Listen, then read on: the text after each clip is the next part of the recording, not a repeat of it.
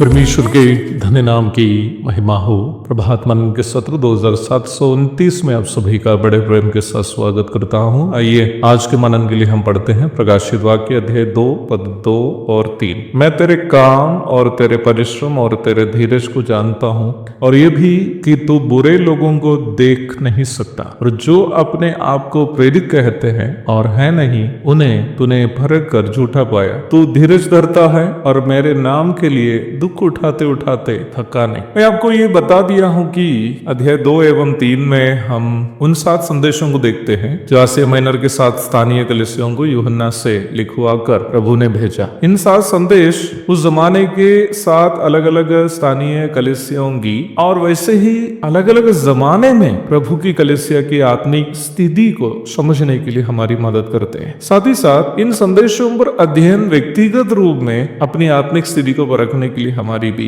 मदद करते हैं। सार्वभौमिक कलीसिया अथवा यूनिवर्सल चर्च उन सभी लोगों का समूह है जो पेंटेकोस्त के दिन में कलीसिया का आरंभ और यीशु मसीह के मध्याकाशीय आगमन के बीच के अंतराल में यीशु मसीह को उद्धारकर्ता एवं प्रभु के रूप में ग्रहण किए हैं। परंतु स्थानीय कलीसिया अथवा लोकल चर्च उन लोगों का समूह होना चाहिए जो उद्धार पाकर बपतिस्मा लिए हुए हो और जो नियमित रूप में कोई निर्धारित स्थान में वचन सीखने और संगति रखने और रोटी तोड़ने और प्रार्थना करने के लिए इकट्ठे होते हैं और संसार से अलग होकर आत्मिक जीवन बिताते हैं। स्थानीय कलीसिया में मृतक विश्वासी और भविष्य में उद्धार पाने वाले को सदस्य के रूप में नहीं मानते हैं। केवल वही लोग स्थानीय कलीसिया के सदस्य हैं जो निम्न समय में जीवित हो। परंतु पहला कुरिन्थी 2 एवं 3 अध्याय से हमें ये जानकारी मिलती है कि स्थानीय कलीसियाओं में ऐसे लोग भी भागी होते हैं जिनका उद्धार का सही अनुभव नहीं हो, जिसे सांसारिक कहते हैं, और ऐसे लोग भी हैं जो उद्धार पाया है परंतु शरीर की अभिलाषा से प्रभावित होकर जीवन बिताते हैं, जिसे वह शारीरिक कहा गया है। और आत्मिक लोग भी हैं जो उद्धार पाकर पवित्र आत्मा की अगुवाई में यीशु मसीह के स्वभाव में अपने आप को बदलते रहते हैं। इन 7 स्थानीय कलीसियाओं के लिए प्रभु के द्वारा भेजे गए 7 संदेशों का अध्ययन से स्थानीय कलीसिया के सांसारिक, शारीरिक तथा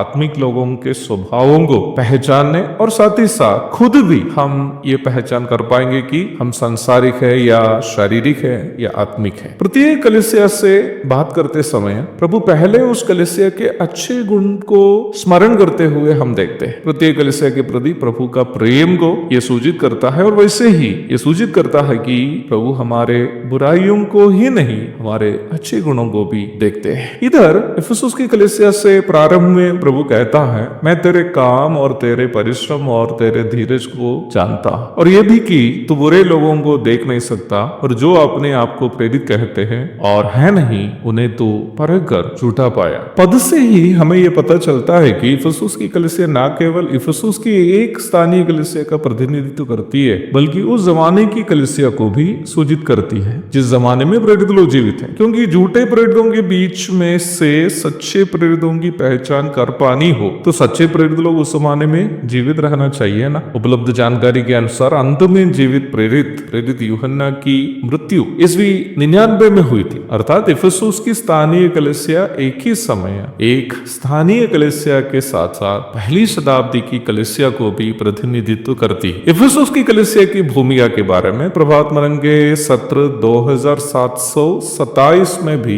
बताए हुए होने के कारण मैं उन बातों को दोहराना नहीं चाहता। आप लोग कृपया उस सत्र को सुन लीजिएगा। मैं निम्न सत्र में यह बताया था कि इफिसुस की कलीसिया की स्थापना कैसे हुई और कैसे उस कलीसिया आगे की ओर विश्वास में बढ़ी है। प्रेरित प्रेरित पौलुस के सहयोगी अक्विला और प्रिस्किला के द्वारा स्थापित होने के बाद पौलुस, यूहन्ना एवं तीमुथियुस आदि दिग्गज पास्टरों से वचन सीखने के बाद भी उनके बीच में झूठे शिक्षकों के द्वारा झूठी शिक्षा भी फैल गई। प्रभु उनको इस बात के लिए सराहता है कि इन झूठे शिक्षकों की पहचान करने में वे सफल हो गए। पद में अब देखिएगा, वहां झूठे शिक्षकों को बुरे लोग करके बताए गए हैं, अर्थात झूठी शिक्षा सिखानी केवल एक गलती नहीं है, वो एक बड़ी बुराई है। इफिसुस की कलीसिया उन बुरे लोगों की पहचान की थी। वचन का पालन करने हेतु उनके काम, सेवा के लिए उनका परिश्रम और विश्वास में बने रहने हेतु कष्ट सहने में उनका धीरज का प्रभु यह प्रशंसा करते हुए हम बढ़ते हैं। कलीसिया की स्थापना के बाद लगभग 40 वर्ष तक वे उस वचन में बने रहे और विश्वास में बने रहे जो उन्हें सिखाए गए थे प्रेरितों के द्वारा, और उसके लिए उन्होंने दुख भी उठाया। ये कोई मामूली बात नहीं है, पूर्णतया प्रशंसनीय बात। परंतु अगली पद में प्रभु उनकी बड़ी एक कमी को उन्हें याद दिला रहा है। वो एक बड़ी चेतावनी है। वो कमी मुझमें और आप में और हमारी कलीसिया में भी